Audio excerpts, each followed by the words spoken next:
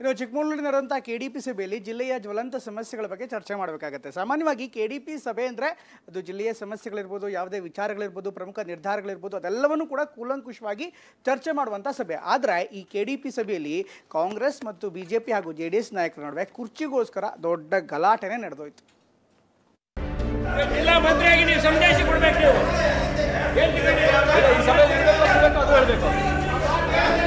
ಜಿಲ್ಲೆಯ ಸಮಸ್ಯೆಗಳ ಬಗ್ಗೆ ಜಿಲ್ಲಾ ಉಸ್ತುವಾರಿ ಸಚಿವರ ನೇತೃತ್ವದಲ್ಲಿ ನಡೆಯುತ್ತಿದ್ದ ಕೆಡಿಪಿ ಸಭೆ ರಣರಂಗವಾಗಿತ್ತು.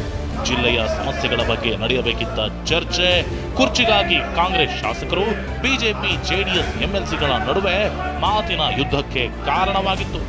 ಆಕ್ರೋಶದ ಮಾತುಗಳು ಜೋರಾಗಿತ್ತು.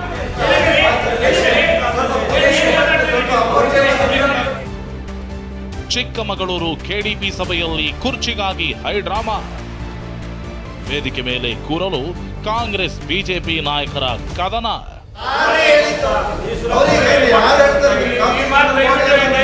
ಅಷ್ಟಕ್ಕೂ ಆಗಿದ್ದೇನೆಂದ್ರೆ ಚಿಕ್ಕಮಗಳೂರು ಜಿಲ್ಲಾ ಉಸ್ತುವಾರಿ ಸಚಿವ KJ ಜಾರ್ಜ್ ನೇತೃತ್ವದಲ್ಲಿ ಜಿಲ್ಲೆಯ 5 ಕಾಂಗ್ರೆಸ್ ಶಾಸಕರು, ಬಿಜೆಪಿ JDS MLC ಸೇರಿದಂತೆ ಅಧಿಕಾರಿಗಳ ಸಭೆ ನಡೆಸಲು ಚಿಕ್ಕಮಗಳೂರು ನಗರ ಜಿಲ್ಲಾ ಪಂಚಾಯಿತಿಯ ಸಭಾಂಗಣದಲ್ಲಿ ಜಿಲ್ಲಾ ಮಟ್ಟದ ಕೆಡಿಪಿ ಸಭೆ ಕರೆಯಲಾಗಿತ್ತು. ಸಭೆಯ ವೇದಿಕೆ ಮೇಲೆಯೇ ಚಿಕ್ಕಮಗಳೂರು ಜಿಲ್ಲಾಧಿಕಾರಿ ಮೀನಾ ನಾಗರಾಜ್, SP ವಿಕ್ರಮ್ ಆಮ್ಟೆ, ಉಸ್ತುವಾರಿ ಸಚಿವ KJ ಜಾರ್ಜ್ ಕುಳಿತಿದ್ದರು.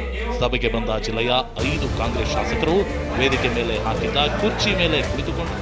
ಇದನ್ನ ಕಂಡ MLC CT Ravi, JDS MLC Bhojegowda ಗರಂ ಆದರು.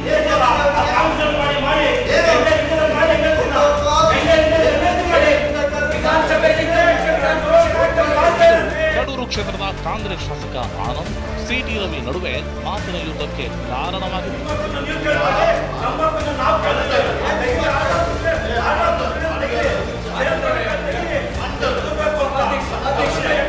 ಇತ್ತ ಉಡುಪಿಯ ತೆಂಕನಡಿಯೂರು ಗ್ರಾಮ ಪಂಚಾಯಿತಿ ಸದಸ್ಯರು ಕೈಕೈ ಮಿಲಾಯಿಸುವ ಹಂತಕ್ಕೆ ಹೋಯಿತು. ಕಸ ಮೇಲೆತ್ತಲು ಒತ್ತಾಯಿಸಿ ಗ್ರಾಮಸ್ಥರು ಪ್ರತಿಭಟನೆ ನಡೆಸಿದರು. ಸಭೆ ನಡೆಸಲು ವಿರೋಧಿಸಿದ್ದಕ್ಕೆ ಬಿಜೆಪಿ ಸದಸ್ಯರನ್ನ ಕಾಂಗ್ರೆಸ್ ಸದಸ್ಯರು ಹೊರಗೆ ತಬ್ಬಿದ್ದಾರೆ. ಈ ವೇಳೆ ಜಗಳದಲ್ಲಿ ಸಿಕ್ಕಿದ ಮಹಿಳಾ ಗ್ರಾಮ ಪಂಚಾಯಿತಿ ಸದಸ್ಯರಿಗೂ ಗಾಯ ಆಯಿತು.